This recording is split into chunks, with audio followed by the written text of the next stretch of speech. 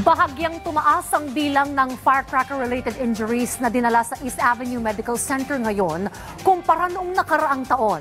Yan ang ulat ni Gav Villegas. Naka-code white alert na ang East Avenue Medical Center bilang paghahanda sa inaasahang pagdagsa ng mga mabibiktima ng paputok sa pagsalubong sa bagong taon. Sa pinakauling tala ng EAMC, aabot sa 12 ang bilang ng mga biktima ng paputok na dinala sa ospital. Ayon sa tagapagsalita ng EAMC na si Dr. John Paul Nair, 10 sa mga ito ay napawi habang ang 2 ay nananatili pa ring nakakonfine at patuloy na inoobserbahan ng mga doktor. Ang isang pasyente ay nagtamo ng blast injury sa kamay na kinailangan putulin ang daliri matapos maputukan ng 5-star, habang nagtamo naman ng burn injury ang isa pang pasyente dahil sa paggamit ng whistle bomb. Kalimitan umanong dumadagsa ang mga biktima ng paputok sa EAMC sa gabi ng December 31 at minsan ay umaabot pa ang mga ito ng January 2. Ayon sa ospital, mataas ang bilang na ito kumpara noong nakaraang taon kung saan 3 lamang ang kaso ng firecracker-related injuries na naitala sa EAMC. Babala ng EAMC, posibleng mauwi sa impeksyon dulot ng tetanus ang naputokang bahagi ng katawan kung hindi agad madadala sa ospital ang pasyente. Kaya naman nagbigay ng paalala ang EAMC sa mga mapuputukan kung ano ang dapat nilang gawin. Ina-advise namin na yung mga biktima ng paputok na pumunta agad sa pinakamalapit na na hospital or health facility para matingnan sila at magamot.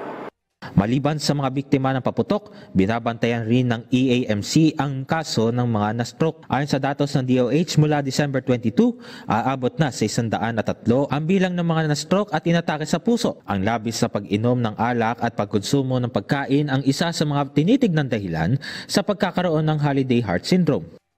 Eat and drink moderately dapat sa mga ganitong panahon. Ipinakita rin ng mga doktor ang kanilang procedure sa pagtanggap ng mga biktima ng paputok sa ospital. Dinadala muna sa triage upang tignan kung gaano katindi ang injury na natamo ng pasyente at ito ay dadalhin sa kanilang firecracker-related injury area at doon lilinisan o tatahiin ang sugat ng pasyente. At kung halimbawang matindi ang naging pinsala ng paputok sa kamay o anumang bahagi ng katawan ng pasyente, ay doon na dadalhin sa kanilang dedicated na operating room para i-amputate o putulan ng bahagi ng katawan. Ipinakita rin ng mga doktor ang kanilang mga kagamitan na gagamitin para sa operasyon. This one is the bone saw. So, bale, for amputation levels na po ito. Also used for amputation. So, ganito po yung hawak niya. And then, these are, ito po yung rongeur. So, this is what we use to remove necrotic tissues from the bone po.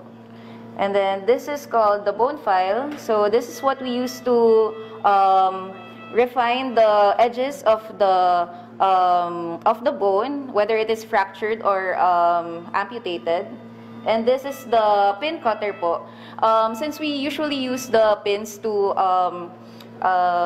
provide provisionary to revise our implants po. Sa pagsalubong ng bagong taon, hindi lang dapat mahalaga na kumpleto ang pamilya, kundi pati na rin ang ating sarili. Gab Villegas para sa Pambansang TV sa Bagong Pilipinas.